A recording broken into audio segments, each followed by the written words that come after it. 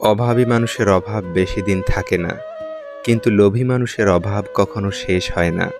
স্ত্রী ভালো হলে বেকার ছেলেটাও প্রতিষ্ঠিত হওয়ার সম্ভাবনা থাকে, আর স্ত্রী খারাপ হলে প্রতিষ্ঠিত পুরুষও ধ্বংস হয়ে যায়। একটা মানুষ টাকার চেয়েও দামি হয়, আর দামটা সবাই তখনই বোঝে যখন সে পৃথিবী থেকে বিদায় নেয়।